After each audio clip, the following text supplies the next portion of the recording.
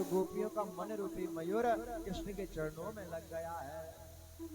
आज कन्हैया बांसुरी को संपन्न करके जैसे ही लौटे हैं तो गोपियां हाथ जोड़कर आ गई हैं और हाथ जोड़कर कहते हैं कि कन्हैया आप ये बंसी मत बजाया करो।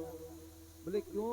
बोले प्रभु जब आप ये बंसुरी बजाते हो तो हमसे घरों में नहीं रुका जाता है, हमारा मन तुमने जीत लिया है, हमारा मन तुमने खींच लिया है प्रभु। तो आज गोपियां कहती हैं प्रभु आपकी ये बांसुरी है ना, इसने हमारे चित्त को चुरा लिया है। गोपियां भगवान मानती थी लेकिन बांसुरी की धुन को जैसे ही सुना तो गोपियां आज भगवान को प्रेम करने लगी हैं। मन ही मन कृष्ण को प्रेम करने लगी और मन ही मन कृष्ण को पति मानने लगी हैं गोपियां। और गोपियां मन ही मन प्रेम करने लगी, प्रीत करने लगी हैं। तो आज कन्हैया ने देखा कि ये गोपियां मन ही मन प्रेम करने लगी कृष्ण को पति मानने के लिए। क्या किया है पति बनाने के लिए कृष्ण को गोपियों ने? प्रातः 4 बजे सर्दियों में माँ कात्यायनी का पूजन करने के लिए यमुना जी में जाती हैं।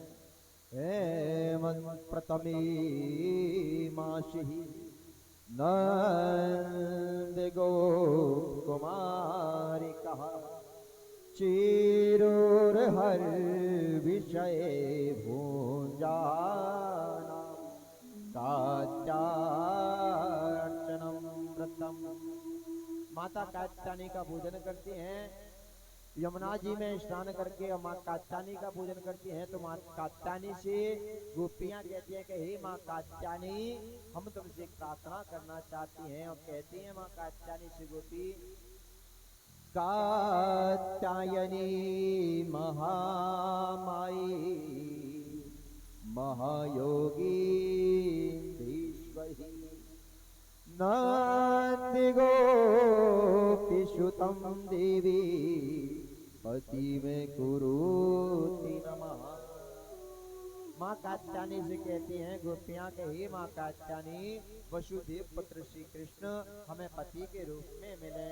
तो आज कन्हैया ने देखा कि गोपियां माता कात्यायनी का पूजन करती हैं। एक दिन कन्हैया आए, गोपियों से कहा कि गोपियों तुम मुझे पति के रूप में चाहती हो, मन ही मन प्रेम करती हो, मैं तुम्हें जानता हूँ, लेकिन तुम यमुना जी में स्नान करती हो ये भी मुझे पता है, लेकिन निर्वस्त्र स्नान करती है गलत है, क्योंकि निर्वस्त्र स्नान जल में नहीं करना चाहिए। जल में होता है वरुण देव का वास, इसलिए जल में निर्वस्त्र स्नान करने से पाप लगता है। तो गोपियां कहती हैं कि बड़े आए हमें समझाने, हम तो ऐसे ही स्नान करेंगे। भगवान ने कहा कि इन्हें समझाना पड़ेगा। एक दिन गोपियां स्नान करने गई, निर्वस्त्र होकर स्नान कर रही। भगवान आए, गोपियों के वस्त्रों को चुरा कर ले गए हैं और वस्त्र चुरा कर ले गए कन्हैया। तो आज गोपियां निर्वस्त्र स्नान कर रही यमुना से बाहर आई हैं। देखा तो वस्त्र नहीं है, देखा कन्हैया कदम के वृक्ष पर वस्त्रों को लेकर बैठा है। कन्हैया से कहती है कन्हैया हमें ये वस्त्र लौटा दो। भगवान ने कहा कि तुम क्यों निर्वस्त्र स्नान करती हो? बोले आज के बाद निर्वस्त्र स्नान नहीं करोगे तो मैं वस्त्र दूंगा। तो गोपियां कहती हैं ठीक है प्रभु, हम निर्वस्त्र स्नान नहीं करेंगे, लेकिन अभी हमारे वस्त्र तो दे दो। तो आज भगवान ने कहा कि ठीक है अपने वस्त्रों को लेना है तो हाथ जोड़कर आओ और अपने वस्त्रों को ले जाओ।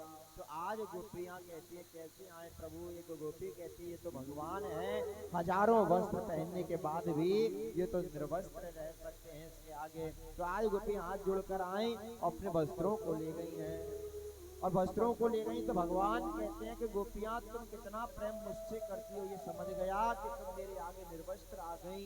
तो आज गोपियों से कहा भगवान ने कि गोपियों तुम मुझे पति के रूप में चाहती हो, मैं तुम्हें पति के रूप में मिलूंगा। पूरी शरद पूर्णिमा की रात्रि को गोपियों तुम्हारे साथ में अवश्य वास करूंगा, तुम्हें पति के रूप में मिलूंगा। ऐसा आश्वासन भगवान ने गोपियों को दिया।